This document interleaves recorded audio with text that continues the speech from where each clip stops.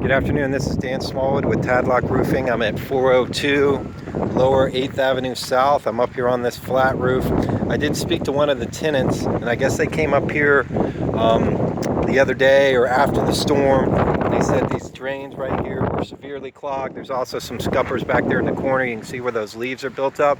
But they said that they cleaned out the scuppers and that gutter, and that got a lot of the water off the roof. And you can see down there, you can see where all the water came out of the one gutter. This is an old modified bit roof. It looks like this cap right here might have been redone recently. It's in better shape than the actual field. And what you can see here is you can see where these dark areas are. That's where the water's ponding. And over there we still have ponding water. The only way to prevent that from happening in the future is to tear this thing off, replace any rotten decking. I did feel in one of these areas some soft wood. I don't think it's real bad, but I think if we were to tear this whole thing off, you might encounter some rotten wood. And then basically use tapered insulation to build a crown on this roof so that the water is carried to the corners, to these scupper over here, and this is the southeast corner. Then there's a scupper in the northwest corner, and then you have these drains as well. So obviously the insulation would be tapered so that the water would flow into the drains and not puddle. As you can see right here, they call this, like basically alligator skin. That's because the water's been sitting here just like it is right now, and it just basically starts eating up the mod bit.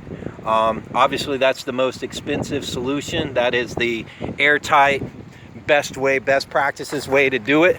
Take it all off, put the tapered insulation system on the roof, and then come back with new goosenecks, new boots, as well as a new 2-layered rolled roofing system or a 3-layered rolled roofing system.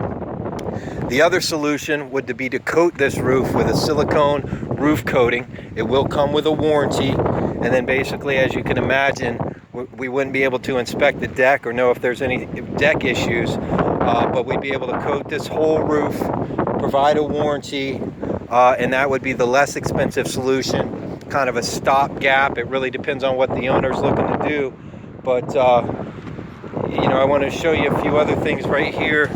You can see down in here, see my hand gets all the way back in there. I know it's not easy with the light, but there's no cant strip here. Basically, when you put mod bit, you don't put it at a 90-degree angle. It should have more of a slope to it.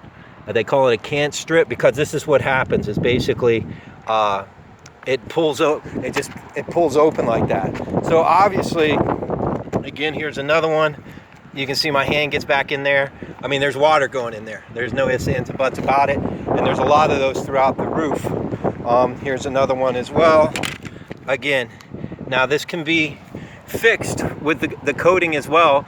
We can go ahead and, fix those gaps, pressure clean the roof, and then basically coat it once we fix those issues.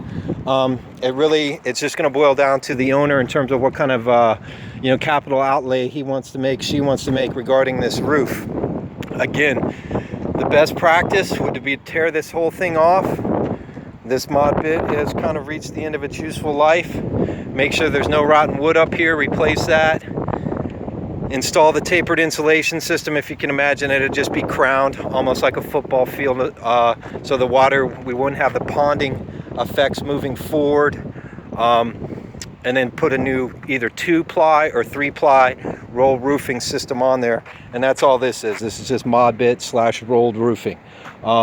Code now, these zero flat roofs, you have to have some tapered insulation. You have to have slope to it. Back when they did this roof, I'm sure it wasn't a code issue, so they were able to do that.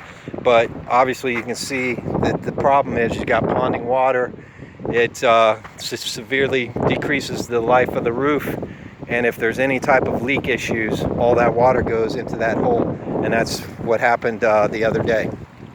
Anyway, I will create some proposals that will include both a new tapered insulation system with rolled roofing, as well as just doing a silicone coating. And then at that point, if you guys have any questions, feel free to give me a buzz. I'd be happy to talk to you about it. But you can see over here in this section as well, this is where water's been ponding. And again, basically this mod bit has just been eaten up. They call it alligator skin, but it's basically lost all its sun protection capabilities. All the granules are gone. That's why it's cracking like that. So you know, it's really a time to fix it and fix it right. The coating will give it extended life, but the downside of that is we don't get to the decking and we do not correct the ponding water. However, these silicone-based coatings are warranted for ponding water. But again, if we were to do this roof today as new construction, they would want to see some type of slope. And that's what I would recommend, is doing the tapered insulation system.